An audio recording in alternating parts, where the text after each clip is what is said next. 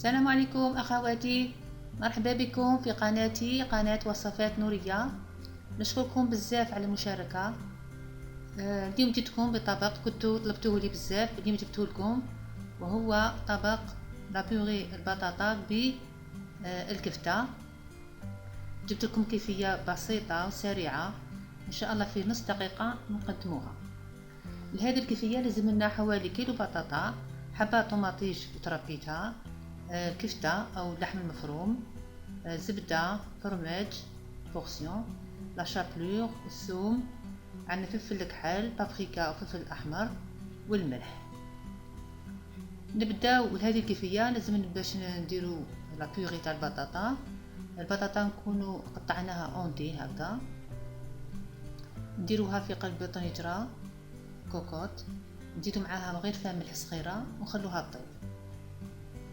الآن ما بين البطاطا طيب نحضروا الكفتة أو لا صوص طماطم، صوص طوماط. نديروا الكفتة، نديروا معاها حوالي سنينة ثوم، كنت أنا ربيته من الأول من قبل.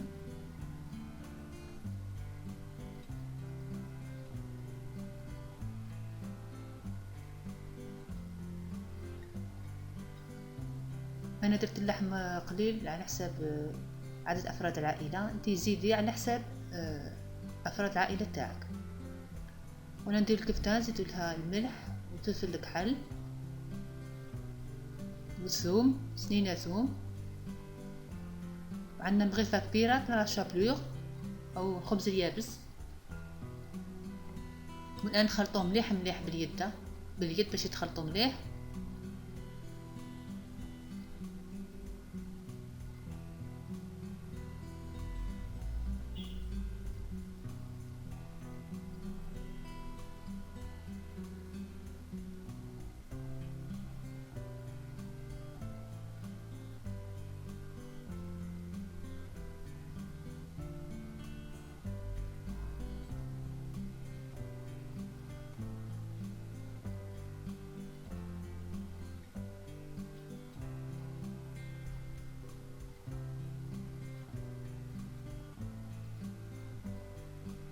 الآن نديرو دي بولات أو كريات صغيرة الحجم اللي تحبيه.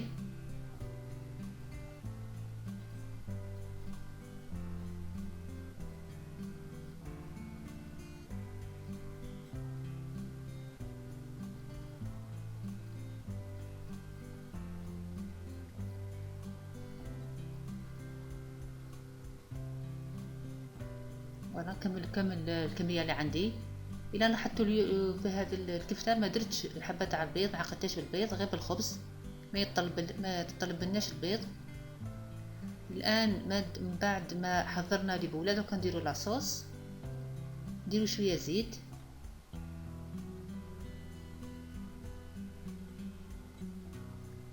نديرو الثوم اللي بقالنا حوالي 2 سنينة ثوم. فوالا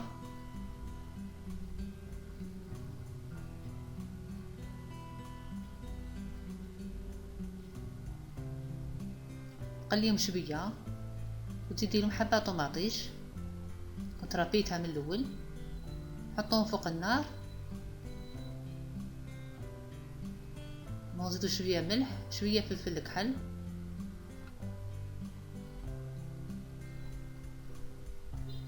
بابريكا،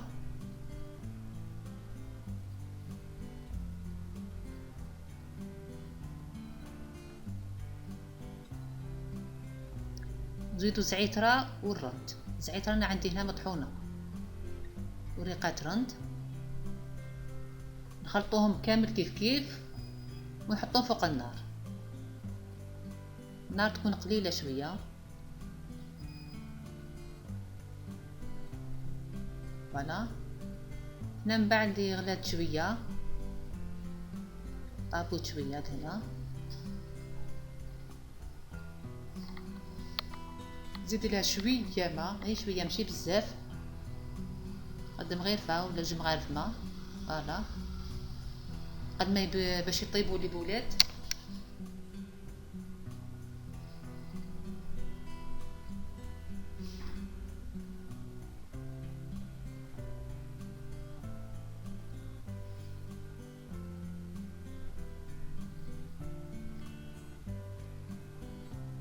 وكان حطوا لي بولات يطيبوا معاها، يعني مش حتطول تاخذ فيها بزاف.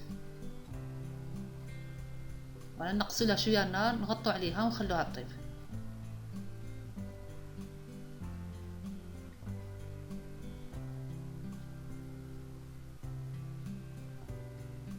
هنايا واحد 10 دقائق بدات تنقص شويه، من اللحم بدا يطيب، نقلبوه شويه من ذاك،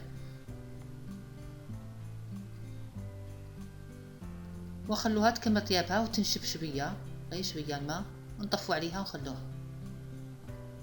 يعني في 10 دقائق كانت وجدت.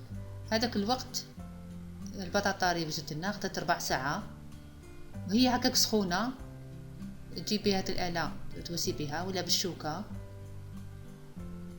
تقدري ميم تستعملي الباتور تاع البيض اللي نضربو به البيض، تخلطي به ثاني كتواسي تطحلك، تطحنوها مليح مليح، او بالشوكة كي تكون سخونة بفي تنطحن، ما تاخذلناش الوقت.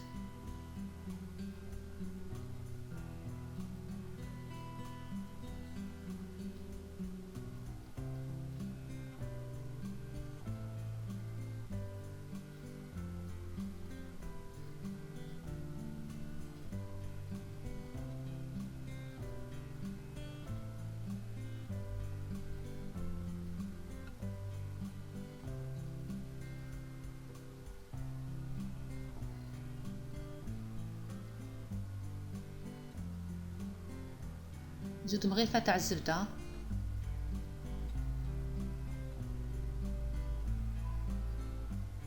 وهي سخونة البطاطا تذوب الزبدة، مش حتبقى هكاك.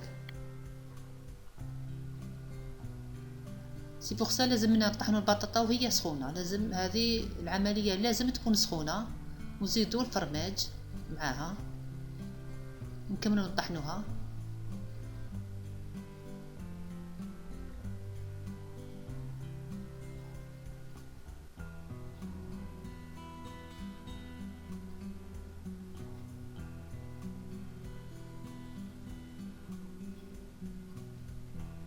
ملح،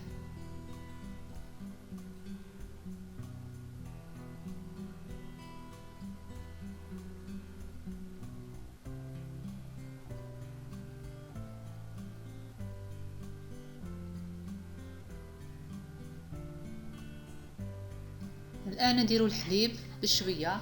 الحليب يكون سخون، لازم يكون سخون باش البطاطا ما تكرزش تقعد طرية هكاك.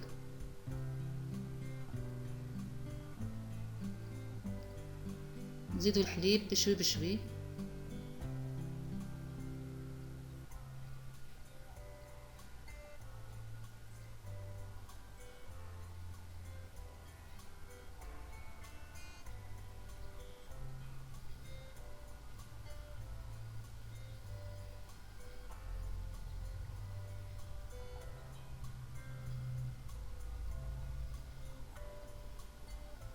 هنا يخص شوية حليب نزيدو لها تبان شوية ناشفة. الحليب ديريه على حساب انتي واش تحبيها تكون يابسة شوية ولا تحبيها جارية. هنا يخصها شوية، نزيد لها شوية حليب.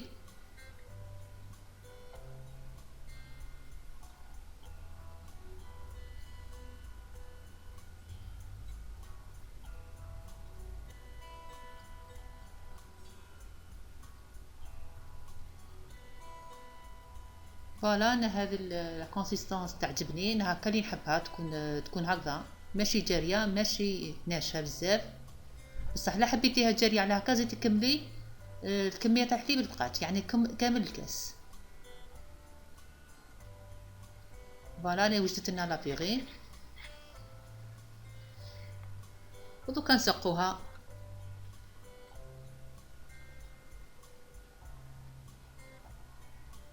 يعني كما لاحظتوا هذا الطبق ما خذناش الوقت بزاف، ما قلت لكم نصف ساعه كانت واجده، اي وحده تكون توجدها.